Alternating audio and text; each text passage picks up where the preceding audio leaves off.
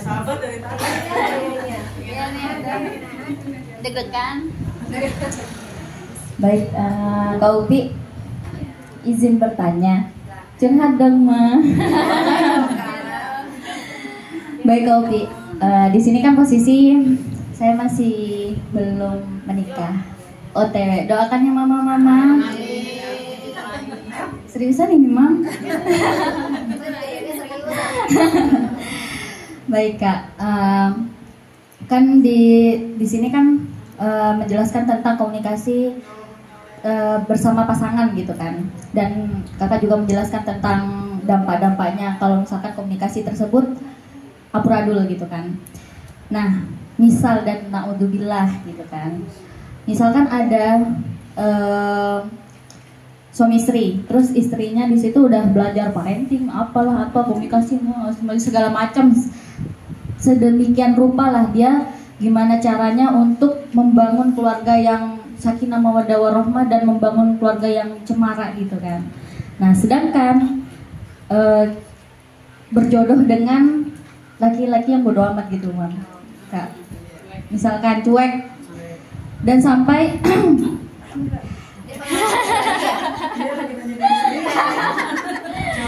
iya, misalkan pasangan cuek dan dia tidak ada kayak kita udah berusaha nih untuk kayak ngobrolin, ayo ngobrol gitu. Tapi yang suaminya itu kayak gak mau, kayak apa sih? Misalkan kita dipertemukan, tapi semoga dijauhkan ya, Mam ya.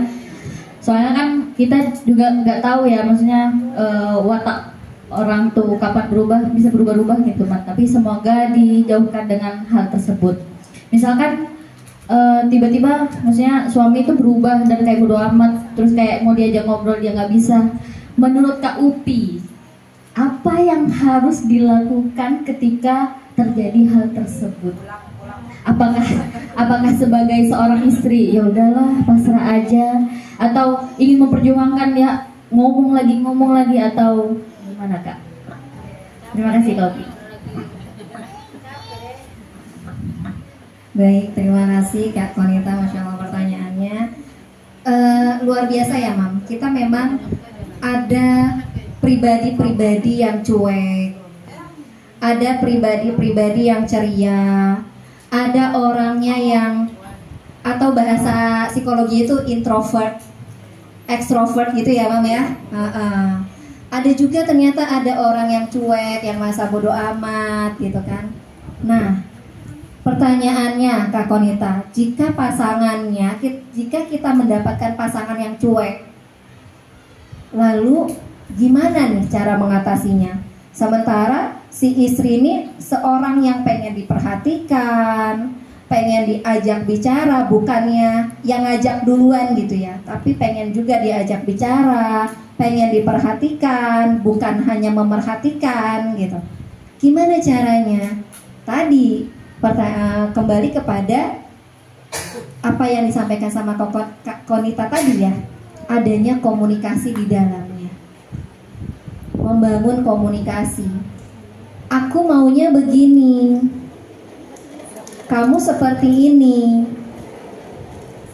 jangan seperti itu. Dalam rumah tangga bukan hanya ada aku dan kamu, tapi rumah tangga itu ada kita di dalamnya. Kalau kita hanya seperti ini, kalau kita seperti ini, nanti bagaimana rumah tangga kita ke depan? Begitu. Oh ya, Mam, para jamaah, kakak-kakak, sebagai informasi bahwasanya saya kuliah komunikasi, Mam. Alhamdulillah kuliah komunikasi. Suami saya juga kuliah komunikasi. Alhamdulillah. Kita sama-sama komunikasi. Ya. Berarti ketika kita sama-sama komunikasi, kita tahu dong komunikasi yang efektif itu seperti apa. Ya. Kemudian lantas kita di perkuliahan teori, membahas tentang teori komunikasi efektif. Berarti ada komunikasi timbal balik. Tapi kenyataannya di rumah, suami saya cenderung diem, sayanya yang banyak omong gitu. Terus ada silent treatment, pernah saya lakukan. Tapi pada akhirnya itu nggak baik ya. Kalau diem-dieman makin parah. Terus jadinya gimana? Ya udah, hilangin egois. Makanya saya bilang tadi, kalau kita itu tidak melulu yang minta diajak, tapi kita ngajak gitu. Banyak sih sebenarnya Kak Konita, kalau kita sudah menikah pasti banyak trik-triknya ya Mam. Makanya memang betul ketika kita menikah kita nggak tahu bagaimana pasangan kita, pun suami kita misalnya, ya Mam ya. Ya mungkin mama-mama dulu juga gitu. Saya nggak tahu gimana suami saya dulu kayak gimana, suaminya juga nggak tahu bagaimana istri saya. Maka ketika menikah adalah menyatukan dua orang yang berbeda dari segi kepribadian, dari segi watak, apakah dia perhatian atau tidak. Maka di situ kita munculkan hal-hal positif dalam rumah tangga. Dengan demikian pasangan kita akan melihat, oh iya, suami saya misalnya ya, suami saya dia perhatian, masa saya nggak perhatian balik? Oh iya, istri saya sangat mengerti saya, masa saya tidak berusaha untuk mengerti dia? Gitu. Jadi dalam rumah tangga itu harus ada saling. Di awal memang susah Kak Konita untuk penyesuaian, tapi lama kelamaan saling berjalannya waktu itu pasti insya Allah cepat atau lambat itu akan muncul. Demikian Kak Konita, mudah-mudahan bisa terjawab. Jadi tetap jalin komunikasi. Jangan pulang dulu Kak Semio. Iya, kan kamu kayak gitu, aku pulang aja ke rumah orang tuaku misalnya gitu. Enggak gitu. Pakai kata minta maaf aja. Apa? Pakai kata minta maaf. Pakai kata minta maaf. Minta maaf apa? Iya, kalau misalnya kayak ngebujuk gitu. Oh iya, kalau ngebujuk pakai kata minta maaf enggak? Boleh. Dianjurkan. Mam, bapak-bapak, tolong didengarin nih bapak-bapak. Nih ya, ketika kita sedang berdebat antara suami ke istri atau dari istri ke suami, tolong diingat, yang ngajakin debat itu siapa? Yang ngajakin kita debat itu suami. Yang ngajakin debat itu istri. Yang ngajakin debat itu anak-anak, bukan musuh. Biasanya, mohon maaf mama-mama, kakak-kakak semua, biasanya pasangan yang lebih tinggi pendidikannya, biasanya nih di masyarakat kita terkenal dengan yang seperti itu. Dia lebih mendominasi atau bahkan menganggap bahwa gini, mentang-mentang kamu pendidikan tinggi, kamu ngajarin saya. Dalam konsep suami dan istri itu tidak ada kata apa? Siapa yang paling tinggi? Siapa yang paling tinggi?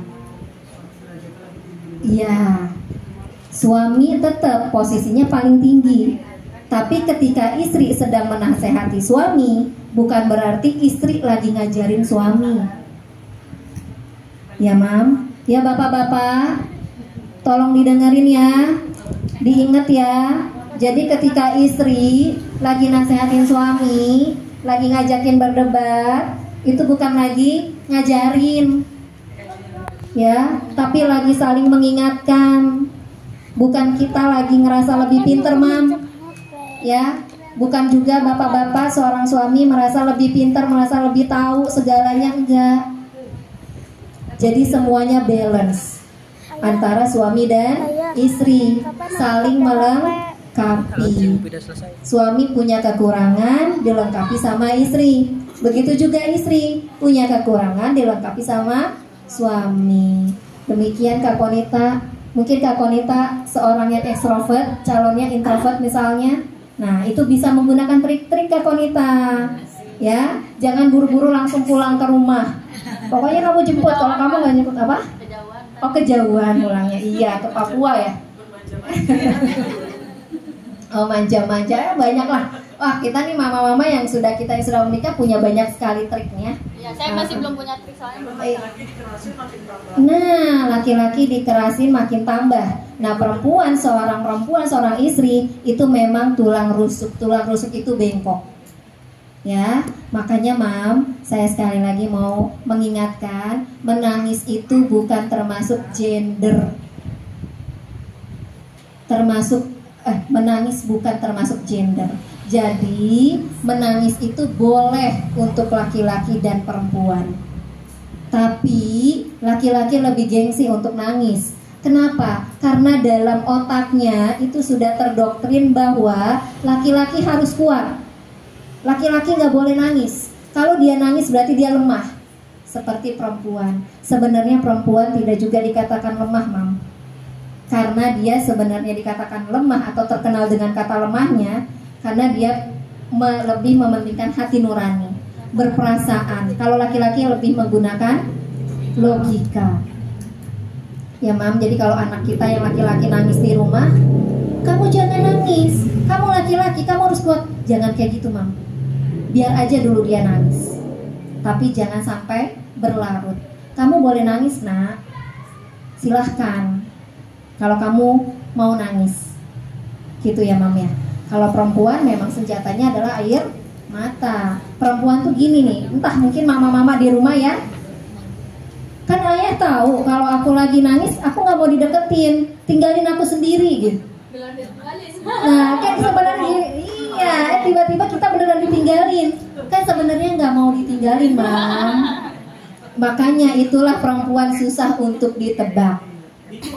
Bingung laki-lakinya. Jadi kalau kita mengharapkan laki-laki kita, maksudnya pasangan kita gitu ya. Kalau kita mengharapkan pasangan kita untuk peka, ya nggak bisa, ya. Karena nggak semua laki-laki bisa peka, maka harus dikomunikasikan. Ayah, aku mau ini. Jangan pakai bahasa isyarat, Mam. Jangan pakai bahasa-bahasa ayah mau makan nggak? Ya pastilah dia jawabnya, aku nggak mau makan. Padahal sebenarnya kita yang lapar.